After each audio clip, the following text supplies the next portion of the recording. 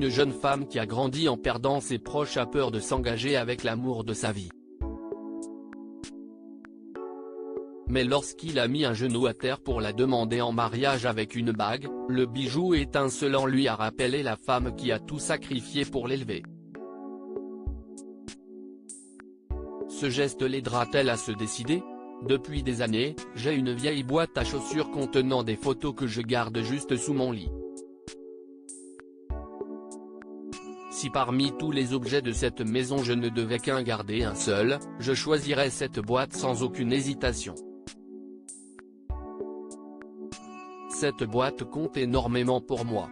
Elle m'a été offerte par ma grand-mère la nuit où mes parents sont morts, une semaine après mon 5e anniversaire. Ma grand-mère a été la seule famille que j'ai eue pendant très longtemps. Mon grand-père était décédé juste un an avant elle, et bien que tous ces drames ont dû la briser, elle a transféré tout l'amour qu'elle avait dans son cœur dans le mien. Elle s'appelait Clarissa, et elle m'a appris à être résiliente et gentille. Elle n'était pas très instruite, et elle gagnait à peine assez pour nous deux. Mais il n'y a jamais eu un jour où elle m'a laissé aller au lit l'estomac vide. Cette femme m'a permis d'aller à l'école et à l'université, et lorsqu'elle est décédée dans son sommeil des années plus tard, j'ai découvert qu'elle m'avait laissé ses économies pour m'acheter mon premier appartement en ville. Si elle n'avait pas été là, je ne serais jamais arrivé à Manhattan. Sans son amour pour la narration, je ne serais jamais devenu un écrivain connu. Et pire que tout, je n'aurais jamais rencontré Oscar, l'amour de ma vie.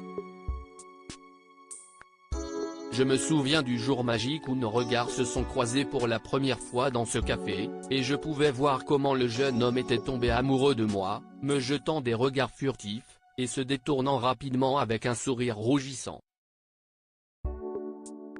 Je ne me souviens pas d'un homme aussi charmant, aussi drôle, et aussi amoureux de moi. J'avais peur de la certitude avec laquelle il m'appelait la bonne et rêvais de nous voir vieillir ensemble. J'avais aimé et perdu trop de personnes depuis mon enfance, et je ne pouvais pas prendre le risque d'Alzheimer à nouveau. Et si le destin me jouait à nouveau un mauvais tour ? Alors, même si nous avions emménagé ensemble, j'ai maladroitement ignoré les allusions subtiles d'Oscar à notre mariage. Je croisais les doigts chaque fois qu'on était au restaurant ou qu'il mettait la main dans sa poche, en espérant qu'il ne poserait pas la question. Parce que ma réponse lui briserait le cœur. Mais il l'a fait. Et ça allait être la plus grande surprise de ma vie pour plus d'une raison. Oscar avait posé un genou à terre sur la plage quand il a ouvert une petite boîte en velours à l'aspect antique. Carrie, veux-tu m'épouser ? Pendant un moment, j'ai cru que je rêvais. Cette bague. Elle appartenait à CIST, la bague que ma grand-mère a vendue il y a des années. Pour me nourrir, ai-je pleuré ? Oscar m'aimait, et il savait à quel point ma grand-mère comptait pour moi. Il s'est souvent assis avec moi et la vieille boîte de photos, écoutant mes histoires et essuyant mes larmes.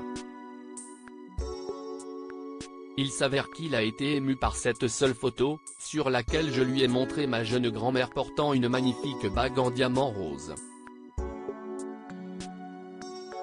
J'avais eu les larmes aux yeux en racontant l'histoire d'amour de mon grand-père et de ma grand-mère, combien il l'avait tenu dans ses bras et l'avait adoré jusqu'à ce qu'il meure dans ses bras.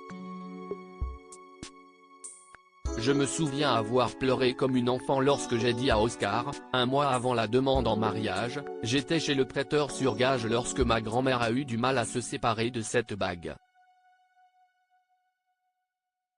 C'était la dernière chose qui lui restait de son mariement, mais elle a dû la vendre pour payer mon école. Ça a dû briser le cœur de ma grand-mère. Je ne l'ai appris que plus tard, mais Oscar avait décidé à ce moment-là de partir à la recherche de cette même bague. Il s'est adressé à tous les hommes et femmes les plus âgés de l'industrie du prêt sur gage, et ils ont répandu l'information dans leurs cercles les plus proches afin de retrouver cette bague. Et elle était là, la bague, brillant devant moi, ramenée du passé par l'homme qui m'aimait véritablement de tout son cœur.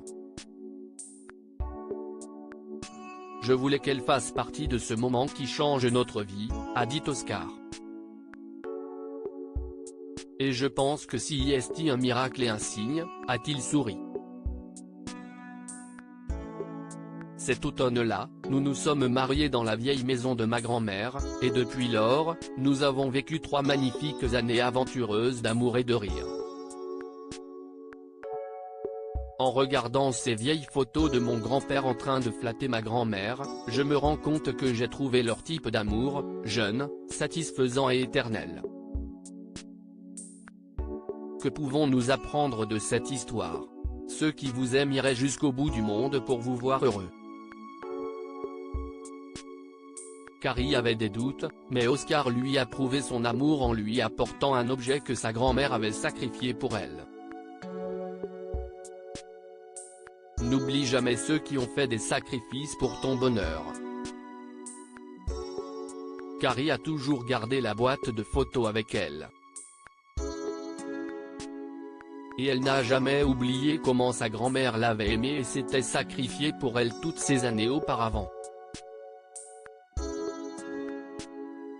Partagez cette histoire avec vos amis. Elle pourrait égayer leur journée et les inspirer. Cette histoire est inspirée de la vie quotidienne de nos lecteurs et rédigée par un écrivain professionnel. Toute ressemblance avec de véritables noms ou lieux est une pure coïncidence. Toutes les images sont utilisées uniquement à des fins d'illustration. Partagez votre histoire avec nous. Elle changera peut-être la vie de quelqu'un. Si vous souhaitez partager votre histoire, envoyez-nous un mail à info@amomama. Abonnez-vous à Amomama sur Google News.